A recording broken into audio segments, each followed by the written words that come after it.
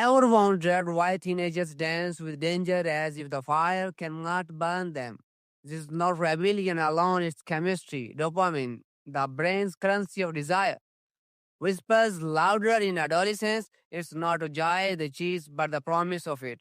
The thrill before the leap, not the landing. Nietzsche once wrote, "He who climbs upon the highest mountains laughs at all tragedies, real or imaginary."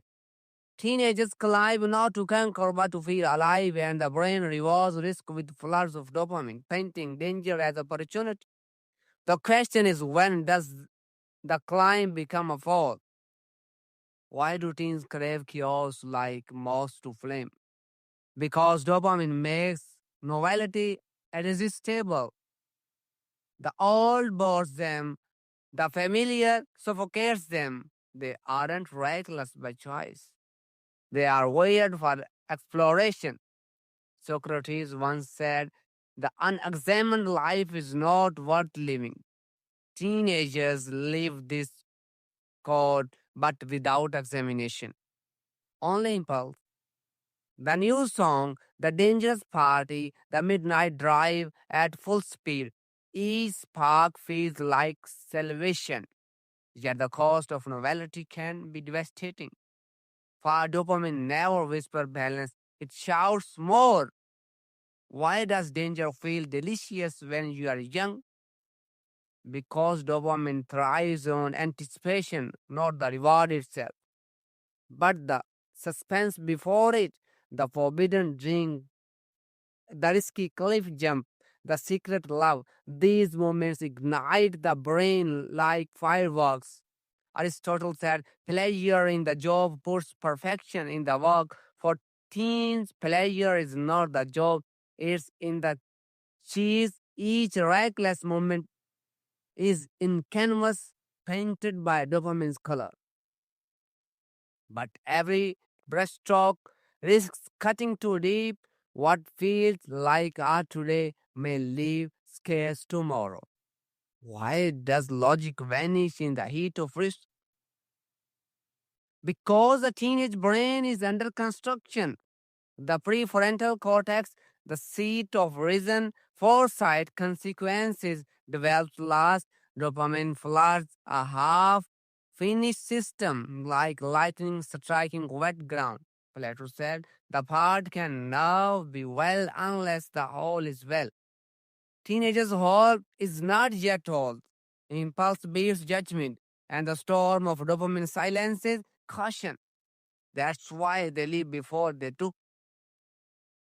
But what seems like courage may simply be chemistry. Why does pain feel invisible to the teenager's brain? Because dopamine disguises risk as a reward. It blurs red lights into green, turns cliff into a playground. The cigarette isn't cancer, it's cool. The drug isn't destruction, it's escape.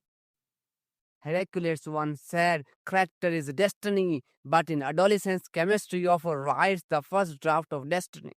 The thrill blinds them to tomorrow's cost. They don't see consequences, they feel invincible. But invincibility is a mirage, and the dopamine is the artist painting illusions. Why do teens feel invincible until reality strikes? Because dopamine fuels not just risk but belief. It tells them you will be the exception. Others may fall, but you will rise. The motorcycle without a helmet, the unprotected choice, the reckless friend group, all dressed in dopamine's false confidence. Marcus once wrote, "It's not death that the man should fear, but never beginning to live." Teenagers hear only half. They choose living but ignore death. And so dopamine whispers them into battles they are unprepared to fight. Why does every no sound like an invitation to a teen? Because dopamine amplifies, defines the forbidden fruit, doesn't lose appeal. It multiplies it. When told no to climb, they climb higher. When told not to taste, they taste deeper. Anxiety is the dizziness of freedom. For teens, dopamine spins that dizziness into rebellion, and the rebellion feels righteous, even holy. But behind rebellion is often only emptiness. A hunger dopamine never feels. For what they seek isn't danger, it's meaning. Why does the future feel invisible when you are young?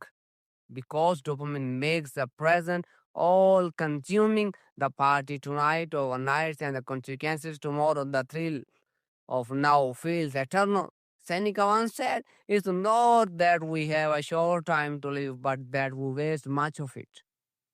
Teenagers don't see waste. They see infinity, but infinity shrinks when risk collapses into regards, and so dopamine unchecked steals not only the time but possibility. The dark side of dopamine isn't desire, it's blindness. Why do some survive risk while others fall? Because dopamine is not destiny, it's a temptation. The brain's wiring may spark the fire, but choice determines the burn. The teen who passes, who reflects, who learns, revives dopamine's grip. No man is free who is not master of himself. And mastery begins with awareness. To name dopamine's pull is to awaken it. To teach awareness is to offer a ladder out of chaos. Not every climb must end in a fall. Here's the truth: dopamine is not your enemy, it's your teacher. It shows where hunger lives. It reveals what feels alive, but left unchecked, it leads to ruin. So, what must we do? We must guide the young not with fear, but with wisdom. We must teach them to pause before the leap, the question, the rush before the risk, to see dopamine not as destiny but as a signal, because life is not meant to be wasted in the chasing spark. It is meant to be lived in building fires that last.